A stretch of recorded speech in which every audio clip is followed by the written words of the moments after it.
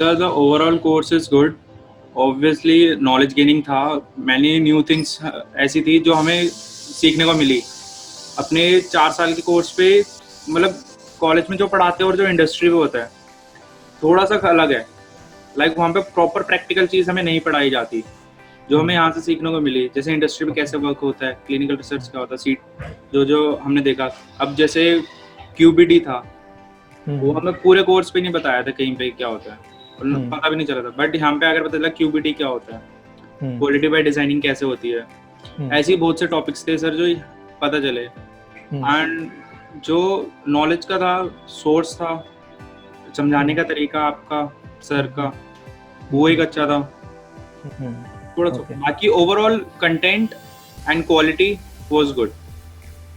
तो आप अपने फ्रेंड्स को रिकमेंड करोगे इस कोर्स के लिए अगर मान लो आप? Yes sir, yes sir, definitely. मैंने 2 को रिकमेंड करा भी है. एंड तो वो पूछ रहे थे कि अभी कौन सा है. मैंने कहा मेरा तो लास्ट मॉड्यूल ही चल रहा है. Actually last to last week मैंने करा था. तो वो एक बार ये कह रहे थे कि मेरा आउटपुट कैसा रहा. देन लास्ट जब मेरा हो जाएगा उसके बाद वो कहते हैं कि ठीक है हम भी एक बार ट्राई करते हैं.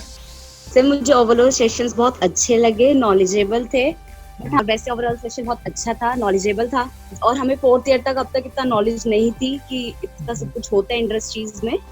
इससे काफी नॉलेज मिली. यस सर, मुझे सर इंडस्ट्री में बहुत ज्यादा इंटरेस्ट है, इसलिए मैंने ये कोर्स ज्वाइन किया था.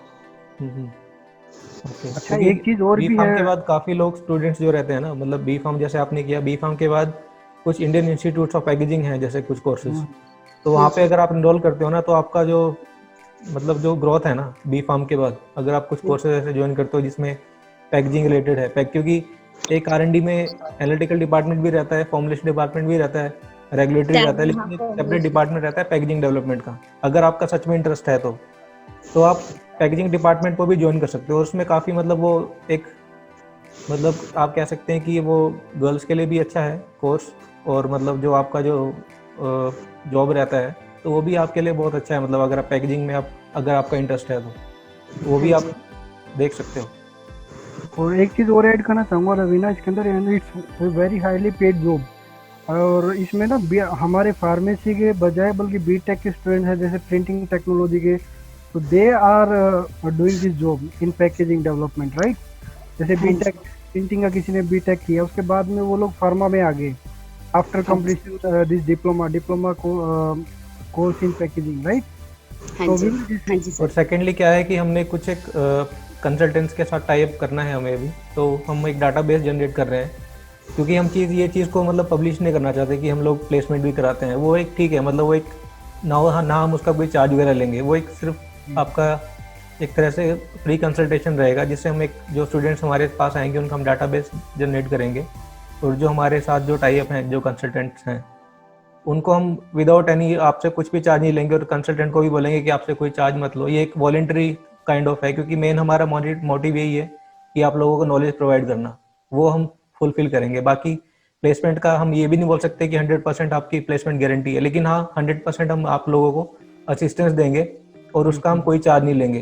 क्योंकि कुछ कंसल्टेंट करते हैं कि मान लो आपको पहले आपकी 3 जगह इंटरव्यू करवाएंगे, फिर मान लो अगर आपका फर्स्ट टाइम कहीं हो गया तो आपके 50% सैलरी लेंगे. तो ऐसा हमारा कुछ है ही नहीं. हमारा मेन मोटिव आपको सिर्फ नॉलेज प्रोवाइड करना है. और हाँ, एज ए वॉलंटरीली आपको जॉब प्लेसमेंट के लिए हम लोग हेल्प करेंगे. तो रवीना, लास्ट क्वेश्चन कि आप लोग अपने फ्रेंड्स को रिकमेंड करेंगे ये कोर्स? हाँ जी sir. Venkatesh, I mean I think you have joined later on.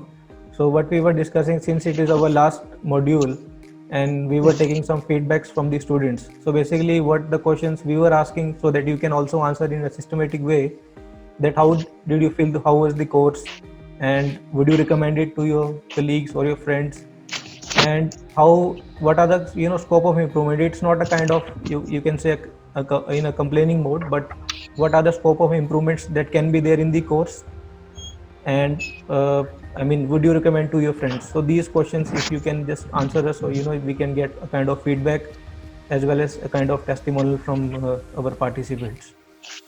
Yes, it is definitely useful for the freshers who is coming from college, especially very again who are in MSc background but they join in pharma sector formation. For them also it is very, very useful because MSc people don't know these things what you are explaining. Right. Yes, it is very, very useful. We can especially again fees is very affordable. Again, good Okay. presentation, very, very good presentation. The way of presentation also very, very good. Thank you. I'm just my one suggestion. You can include sterility aspect also, parental also. Yeah, definitely, because uh, since even we have started this course, but now what we are planning is to keep up more modules. For example, your regulatory affairs, some of the topics such as from your QA, from the QC, and of course from the parentals. So in a nutshell, students can get a brief overview. So that is what on tomorrow we are going for a webinar which is free of cost. I mean, that will be covering your basics of HPLC and what is chromatography. Followed by that, we have a planning that nowadays parentals are getting a boom, and there are so much requirements for these people who want to go in the parentals. So what we are planning to do is the next webinar to cover the lyophilization technique, which obviously will be very helpful to the new generation. So that is our Again, planning, and thank you again for your package. feedback. I mean, Venkatesh.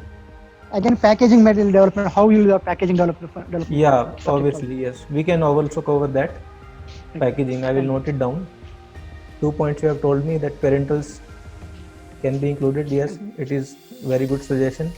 And secondly, the packaging also, because nowadays, even if you see the packaging, nowadays we are focusing on the quality by design. But if you see in terms of medical devices, now the new technologies that are coming is the safety by design. I mean, how your devices are effective in giving the dosage form in a appropriate manner to just ensure the safety and efficacy. So obviously we will be covering in the coming modules. We will try to touch upon these topics of parentals and also the packaging, not in terms of the parentals but also in different LDB, what are the different kind of LDB packs, what are the different kind of blisters, LULU, so that people can understand how this packaging thing works. Yes, yes. So Venkatesh, would you recommend to your friends, your juniors? Sure, definitely. Yes, I'll recommend you. Yes, definitely. Thank you. Thank you. Anything apart from these suggestions? Nothing. Parentals में generally क्या रहता है कि दो आपका रहता है, या तो आप पेरेंटल सोल्यूशन पे बनाएं या फिर लैफिलेशन. तो सोल्यूशन का मतलब प्रोसेस क्रिटिकल नहीं रहता, लेकिन उसके जो स्टेरिलिटी प्रोसेस है या फिल्ट्रेशन प्रोसेस है वो थोड़ा सा क्रिटिकल रहता है, और बाकी उसके जो टेस्ट रहते हैं वो इंपॉर्टेंट है. लेकिन जो लैफिलेशन टेक्निक है वो मेरे ख्याल से काफ़ी इंपॉर्टेंट है. तो ऑब्वियसली हम अभी नेक्स्ट जो मॉड्यूल्स रहेंगे, और ऐसा नहीं है कि अभी अगर आपने अभी कोर्स खत्म हो गया तो आप नेक्स्ट में कोर्स में ज्वाइन नहीं कर सकते.